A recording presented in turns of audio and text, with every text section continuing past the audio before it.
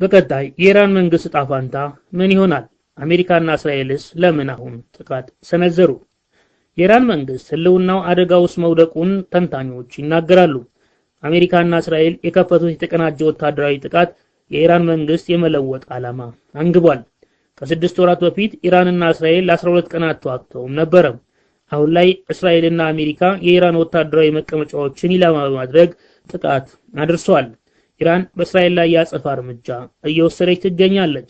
እስራኤል መከላከያ እንዳለው የአሜሪካ ወይም አጋሮቿ ወታደራዊ መቀመጫ በሚገኝባቸው ከተሞች ማለትም በዱባይ፣ ዶሃ፣ ባህሬንና ኩዌት ላይም ኢራን ጥቃት ፈጽማለች።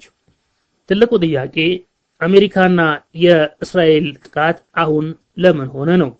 በዩሮፒያን ካውንስል ኦፍ ፎሪን ሪዞሉሽን ከፍተኛ ተመራማሪ የሆኑት ኤሊ ገርናሚያ እንደሚሉት ፕሬዝዳንት ዶናልድ ትራምፕ አሁን ላይ ለምን ጥቃት ሰነዘሩ ከሚለው ጥያቄ ጀርባ ፖለቲካዊ ምክንያት ማስቀመጥ ይቻላል። የትራምፕ ግብ የኢራን መንግስት መለወጥ መሆኑ ግልጽ ነው። ለኢራን መንግስት እጅ መስጠት አያስፈልግም ይላሉ። ትራምፕ በትሩዝ ሶሻል ማህበራዊ ሚዲያ ገጻቸው ባስተላለፉት መልእክት የኢራን ወታደሮች እጃቸውን ካልሰጡ ሞት ይጠብቃቸዋል ብለዋል። ኢራናውያን መንግስታቸውን ለመቀየር በዚህ ትውልድ አንዴ ብቻ የሚመጣ እድል አላችሁ ሲሉም አክለዋል። ተመራማሪዋ ኤሊ እንደሚናገሩት አሜሪካ በኢራን ላይ ወታደራዊ እርምጃ መውሰዷ ለቀጠናው ቀውስ በር የከፈተ ነው። ኢራን አጸፋዊ ምላሽ መስጠቷም ቀጥላለች። ሮያል ዩናይትድ ሰርቪስ ኢንስቲትዩት በተባለ የዩናይትድ ኪንግደም ቲንክ ታንክ ተመራማሪ የሆኑት ኤችኤ ሃይለር ጥቃቱ የተፈጸመው ኢራን ጥቃት እንዳታደርስ አስቀድሞ ለመከላከል አይደለም ይላሉ። ድርድር እየተካሄደ ሳለ ነው ጥቃቱ የተፈጸመው። የቀጠናው አሸማጋዮች ትኩረት ድርድሩ ላይ እንዲሆን ከተደረገ በኋላ ጥቃቱ ደርሷል ማለትም ያስረዳሉ። ከአደራዳሪዎቹ አንዱ የሆኑት የኦማን የውጭ ጉዳይ ሚኒስትር የኢራንና አሜሪካ ንግግር ላይ ጉልህ መሻሻል መታየቱን በገለጹ በሰዓታት ውስጥ ነው ጥቃቱ የተፈጸመው። የኦማን የውጭ ጉዳይ ሚኒስትር የሰላም ስምምነት ላይ ለመድረስ ተቃርበናል፣ እዚህ ነጥብ ላይ ለመድረስ ለዲፕሎማሲ እድል መስጠት አለብን ሲሉ ለሲቢኤስ ተናግረው ነበር።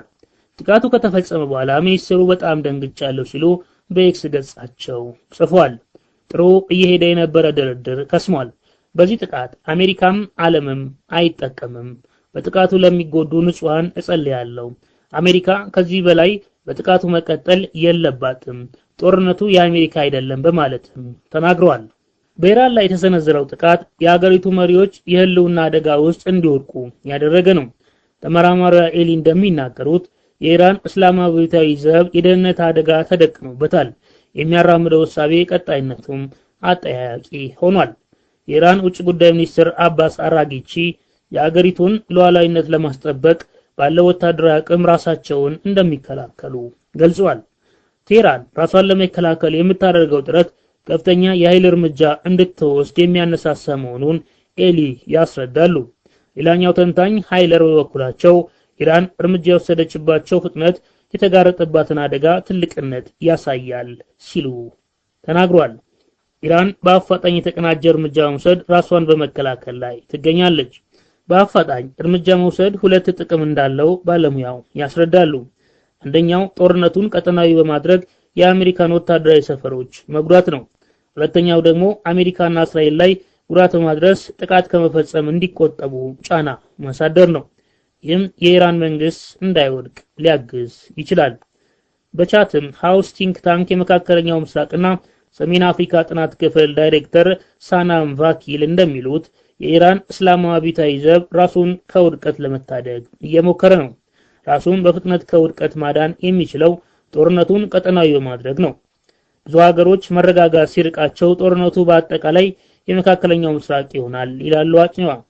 አክሲስ ኦፍ ሬዚስታንስ በሚባል የሚታወቁት የኢራን አጋሮች ከቅርብ ጊዜ ወዲህ በተደጋጋሚ የጥቃት ሰለባ ቢሆኑም አቅማቸውን ማደራጀት እንደሚችሉ ተንታኞች ያስረዳሉ። በእስራኤል ኢንስቲትዩት ኦፍ ናሽናል ሴኩሪቲ ስተዲስ የሚሰሩት የኢራን ተመራማሪ ዳን ሲትናውዝ እንደሚሉት በኢራን ላይ የሚደርሰው ጥቃት በተራዘመ ቁጥር በቀጠናው ያሉ ታጣቂዎችም እርምጃ መውሰድ ይቀጥላሉ። አሜሪካና እስራኤል አሁን ላይ ጥቃት ለመሰንዘር የወሰኑት የኢራን መንግስት ደካማ ነው ብለው በማመናቸው እንደሆነ ያስረዳሉ። የሁለቱ ሀገራት የተቀናጀ ጥቃት የኢራንን አስተዳደር በማዳከም የመንግስት ለውጥ እንደሚያመጣ ያምናሉ። የአሜሪካና የእስራኤል ስሌት የተሳሳተ ከሆነ ግን ከፍተኛ ቀውስ እንደሚከተልም ይገልጻሉ። አሁን እየተፈጸመ ያለው ጥቃት የኢራን መንግስት እጅ እንዲሰጥ የሚያደርግ ላይሆንም ይችላል። ከዚህ በኋላ የዲፕሎማሲ መንገድ መከተልም የሚቻል አይመስልም። ታዲያ እንዴት ስኬታማ መሆን ይቻላል ብለው ይጠይቃሉ። ተንታኞች የሚስማሙበት ነጥብ የኢራን መንግስት አጣብቂኝ ውስጥ መግባቱ ነው። ይህ ለአሜሪካና መካከለኛው ምስራቅ የተራዘመ ጦርነት መነሻ ሊሆን ይችላል ይላሉ ኤሊ። ትራምፕ የመንግስት ለውጥ ለማምጣት የገቡበት ቢሆንም ረጅምና ፈታኝ ጉዞ ይጠብቃቸዋል። ነገሮች የበለጠ ውስብስብ የሚሆኑበት እድል ሰፊ ነው። ሃይለር በበኩላቸው ግጭቱ ለቀናት ወይም ለሳምንታት ይቀጥላል። ኢራን የአጸፋ ምላሽ መስጠት ስትቀጥል የሀገሪቱ መንግስት ቀውስ ውስጥ መውደቁ አይቀርም ሲሉ ያስረዳሉ። ኢራናውያን የመንግስት ለውጥን አዎንታዊ ውጤት አድርገው ሊወስዱት ቢችሉም ሀገሪቱ ነውጥ ውስጥ ልትገባም ትችላለች። ተንታኞች እንደሚሉት ደም መፋሰሱ እንዲገታ ዓለም አቀፉ ማህበረሰብ ኢራንንና አሜሪካን ወደ ዲፕሎማሲ እንዲመለሱ ጫና ማሳደሩ መቀጠል አለበት።